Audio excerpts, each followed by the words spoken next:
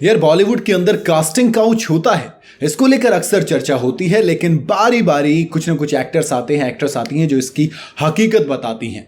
अब भाभी जी घर पे हैं, उसमें जो अंगूरी भाभी आती थी यानी कि शिल्पा शिंदे, उन्होंने कहा कि ऑडिशन की आड़ में उसने मेरे साथ कुछ करने की कोशिश की थी। मीटू मूवमेंट आपको याद होगा, काफी सुर्खियों में रहा था। मीटू मूवमेंट के दौरान एंटरटेनमेंट इंडस्ट्री के कई नामी लोगों पर यौन उत्पीड़न के आरोप लगे थे। वहीं अब जब से जस्टिस हेमा कमेटी की रिपोर्ट सामने आई है, तब से मलयालम, तेलुगु और तमिल फिल्म इंडस्ट्री में इसी तरीके के आरोप और उत्पीड़न के चौंकाने वाले खुलासे एक एक करके हो रहे हैं। एक के बाद एक कई एक्टर्स अब सामने आ रही है, वो खुद के साथ हुए सेक्सुअल असॉल्ट को लेकर कई सारे दावे कर रही हैं। कुछ एक्टर्स इस पर रिजाइन भी कर रहे हैं, कुछ कह रहे हैं कि हम कोर्ट में जाएंगे, हमारे खिलाफ ये गलत बातें की जा रही हैं। और अब टीवी की जानी मानी हस्ती शिल्पा शिंदे भी इस लिस्ट में शामिल हो गई हैं। शिल्पा ने आरोप लगाया कि उनके करियर के शुरुआती दिनों में, जो कहते हैं ना कि किसी को एक्ट्रेस बनना होता है तो वो आती हैं, और फिर किस तरीके से उनका इस्तेमाल किया जाता है उसके बारे में उन्होंने बात की।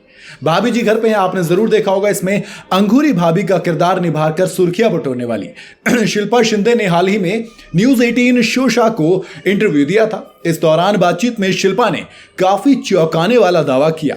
उन्होंने बताया कि एक बार ऑडिशन की आड़ में उन्हें एक फिल्म डायरेक्टर ने सेक्सुअली असॉल्ट करने की कोशिश की थी, अट्रैक्ट करने के लिए कहा था, सेक्सुअली अट्रैक्ट। शिल्पा ने कहा कि ये करीब 1998-99 के आसपास की बात है, जब मैं स्ट्रगल कर रही थी। मैं नाम नहीं ले सकती, लेकिन उन्होंने मुझसे कहा आप ये कपड़े पहनो और ये सीन करो।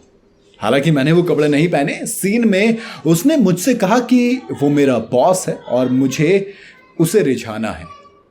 मैं तब बहुत मासूम थी और उसके इरादे को समझ नहीं पाई थी, इसलिए मैंने वो सीन किया। उस इंसान ने मेरे साथ जबरदस्ती करने की कोशिश की और मैं बहुत ज्यादा डर गई। मैंने उसे धक्का दिया और वहां से भाग गई। सिक्योरिटी स्टाफ ने तुरंत मुझे वहां से जाने को कहा। उन्हें लगा कि मैं हंगामा करूंगी और मदद के लिए चिल्लाऊंगी, लेकिन मैं इतनी डर गई थी कि मैं कुछ नहीं कर सकी। हालांकि big boss winner Shilpa Shinde ने उस निर्माता का नाम का खुलासा नहीं किया। उन्होंने कहा कि यार वो हिंदी फिल्म इंडस्ट्री में से थे और मैं उस सीन को करने के लिए इस वजह से तैयार हो गई थी क्योंकि वो खुद भी एक एक्टर थी। उन्होंने आगे कहा मैं झूठ नहीं बोल रही हूं, लेकिन मैं उनका नाम नहीं ले सकती।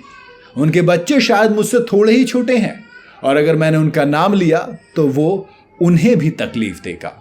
उन्हें भी मेरे नाम लेने से तकलीफ होगी कि उनके फादर साहब ऐसी हरकत करते हैं। जी हाँ, शिल्पा शिंदे ने बताया कि कुछ सालों बाद मैं उस शख्स से दोबारा मिली और उसने मुझसे बहुत प्यार से बात की क्योंकि उसने मुझे पहचाना नहीं और अब मैं मशहूर भी हो चुकी थी।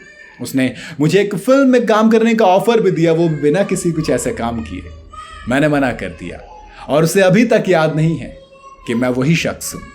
शिल्पा शिंदे इन दिनों खतरों के खिलाड़ी सीजन 14 में नजर आ रही हैं, लेकिन फिलहाल देखते हैं कि क्या होता है।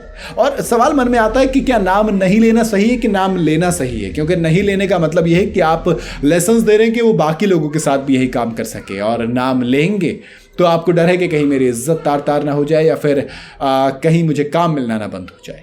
तमाम तरह की चीज़ होती हैं। आपको क्या लगता है, क्या वजह होती है कि इस कास्टिंग काउच को लेकर आज भी लोग इससे ख़त्म नहीं कर पाए पूरी तरीके से? क्यों इसको लेकर बार बार बातें सामने आती रहती हैं? क्यों इसको लेकर एक एक करके नए नए नाम सामने आते रहते हैं? आप अपनी राय मुझे कमेंट में ज़रूर बताइएगा। वीडियो अगर आपको पसंद आई हो तो इसे लाइक और शेयर ज़रूर करें और जाते जाते चैनल को फॉलो और सब्सक्राइब ज़रूर करते जाइएगा।